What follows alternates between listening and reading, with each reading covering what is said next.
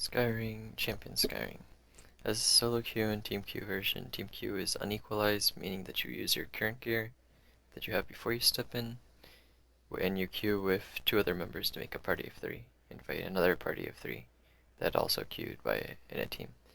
Or solo queue, which is what we'll be talking about for the most part today. Solo queue, you queue by yourself when you get into the thing, you get equalized gear, meaning that everyone has the same gear, and the gear's pretty weak, meaning that everyone takes a lot of damage, and you have very low CDR, attack speed, and you don't get healed for much. So first off, things you should do before stepping inside. Crystals to start off.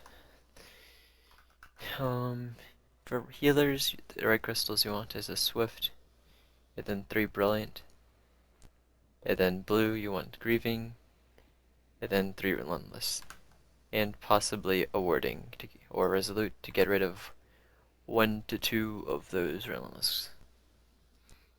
You use a Warding for DPS or healer whenever you're getting a comp that KDs you a lot. For example, if you're fighting a Warrior or Reaper, or if you're fighting two classes that KD a lot, like, let's see, Reaper Archer. And I meant to say Warrior or Berserker for KD a lot by themselves. And then, for green crystals for healer, you always use Indoms. The other possible crystal that is valuable is Skyring, which means that you heal more. That means that you are 100%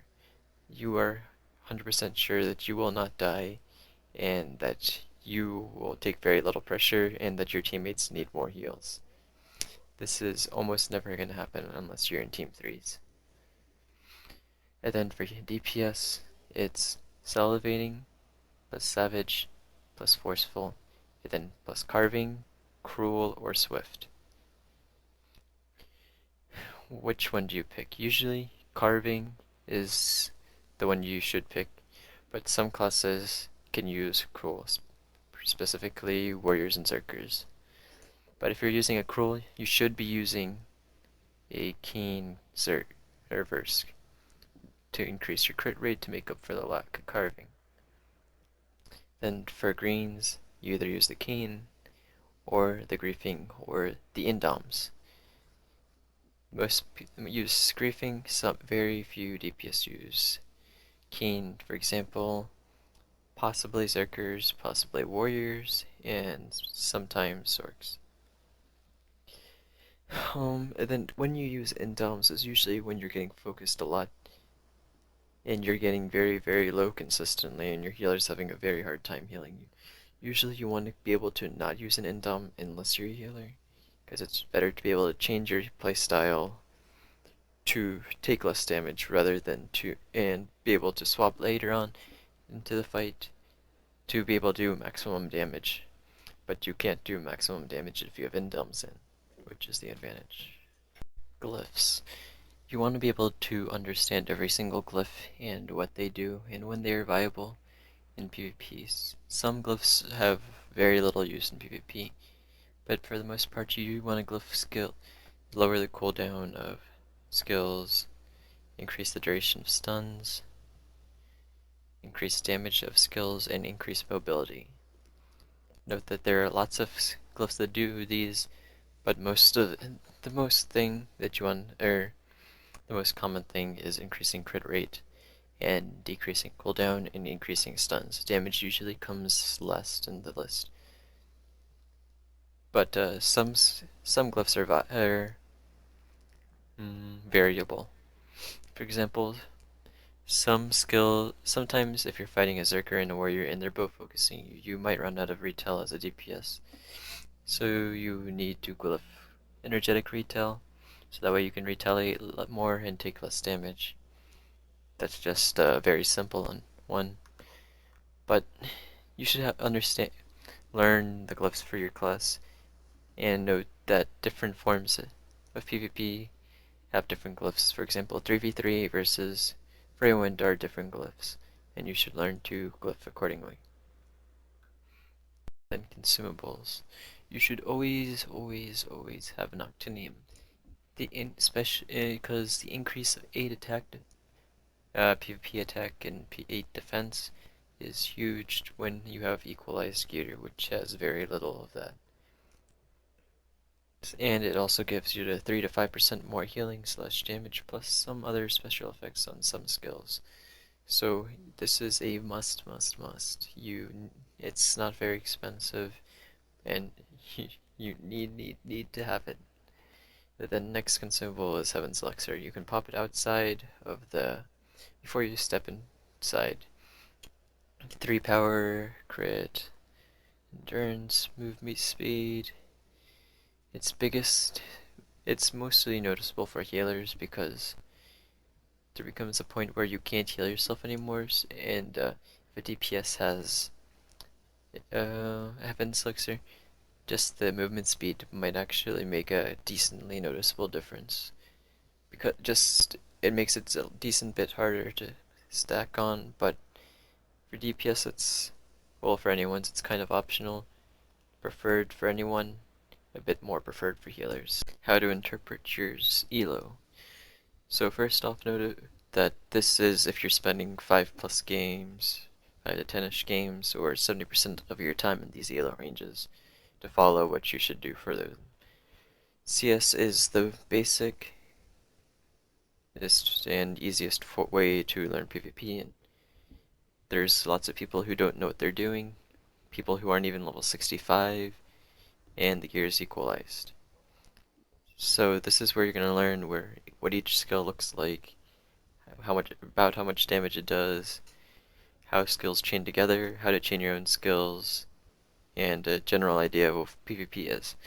And then there's Gridiron, which is semi-equalized, meaning that you get your own gear if your item level is above a certain number, but otherwise you get equalized gear. People here have a much greater understanding of how to play the game, and there's only level 65s. You have a lot smaller impact if you don't have the maximum gear, or if you're not a AoE class. And then dueling. Dueling is you need to have a somewhat similar gear level. Otherwise, you're just gonna get like one shot by one skill, and you can't really learn much. But if you have the same gear-ish, then you can learn how to counter each skill, it's called class, on an individual level, and it's a bit harder, and you have a lot more to learn about it from this. And then, so the ranges. Sub 900 is where you're probably not doing much to help your team. You're taking lots of damage, you're not doing much, and you're basically getting wrecked. Which means you just need to go back to Corsairs and Gridiron and practice the basics forms of PvP before you start trying Skyring again. And then 900 to 1100, you start out at a rain elo of 1k. So this is where you're trying to figure out if you're good or bad. The only way to really do that is to play more Skyring games. Otherwise you can do any of the forms of practice, but if you start out with Corsairs and Gridiron, you'll have a general idea of whether you need to keep doing those or if you should just keep going Skyring. But if you don't know, just keep doing Skyring and eventually you'll figure out which range you fall into. But if you stay in this range, you should probably be doing Gridiron a bit more. And then 1100 to 1200. This is when you have an idea of how PvP works, and how skills chain together, which ones you want to dodge, how to cancel stuff, how to apply pressure, but you have a usually lack of understanding of Skyring. And then 1200, which is brought in 1200 plus, which is breaking into two groups. People who have absolutely mastered their class, and people who can still carry but don't understand all of their situations possible and how to play with them. So you usually can't tell the difference between these two unless they're fighting each other.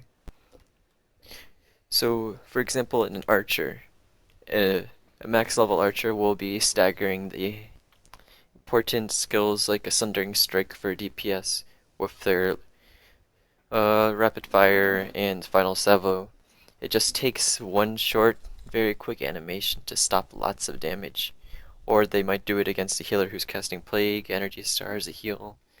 It just is so easy for them to just take half a second to cancel, to waste like 3 to 2 seconds of your time, and can lead to a down spiral for you.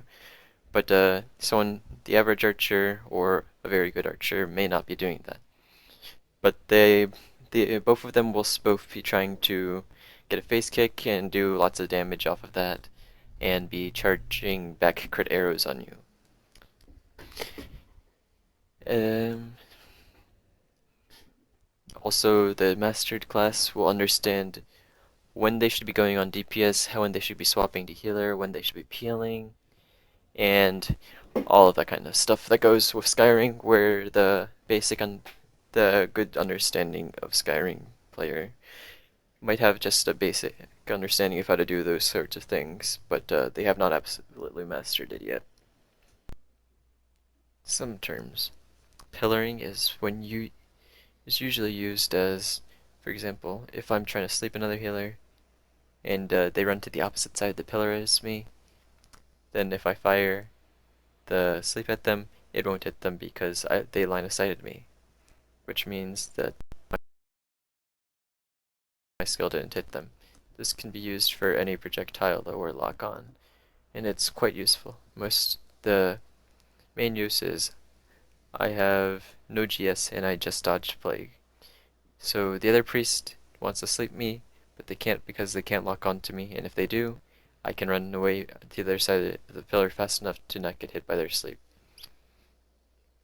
Note that this is a common trick that healers do, and if you pillar it, it's makes your life a lot easier as a healer.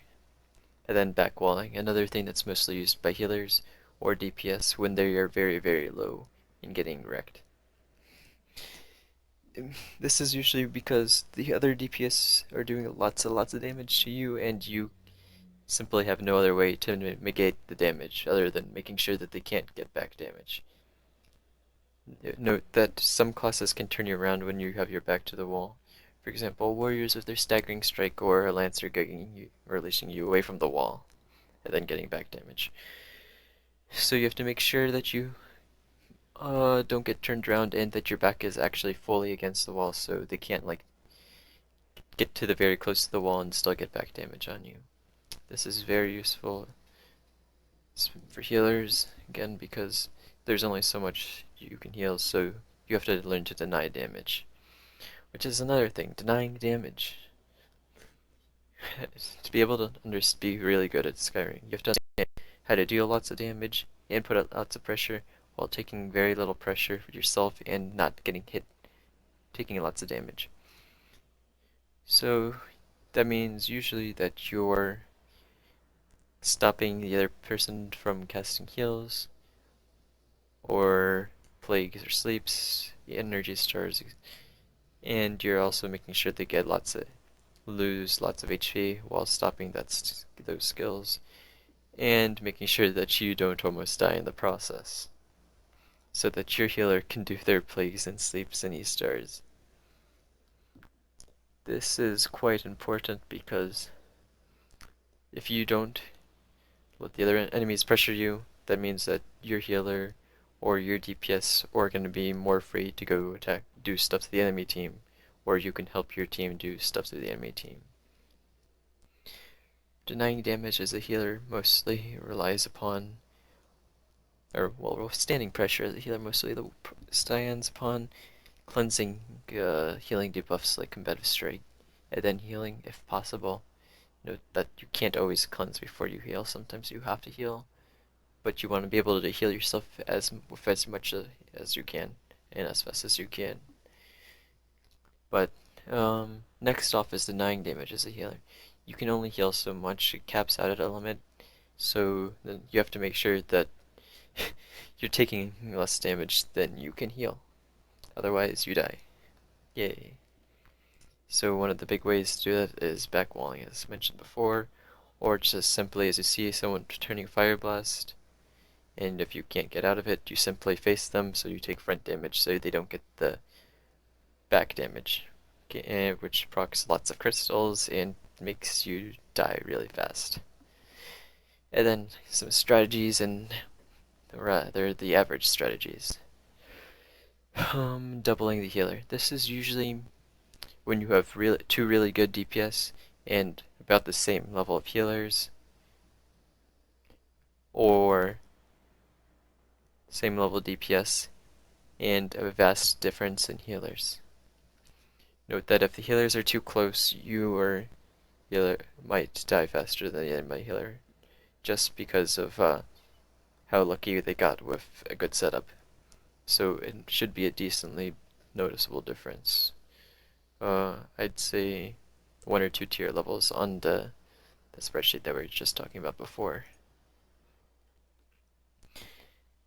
Otherwise, because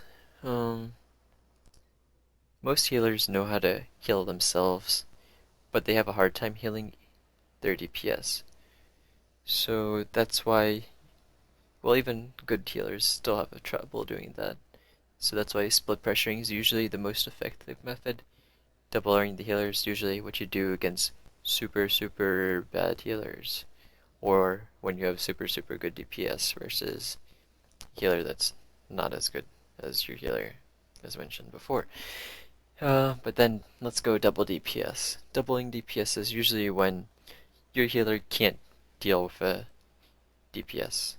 So you decide, let's just stop that DPS from ever doing anything by just killing them and CCing them continuously to the point that they fear for their life, so instead of actually putting damage and CC.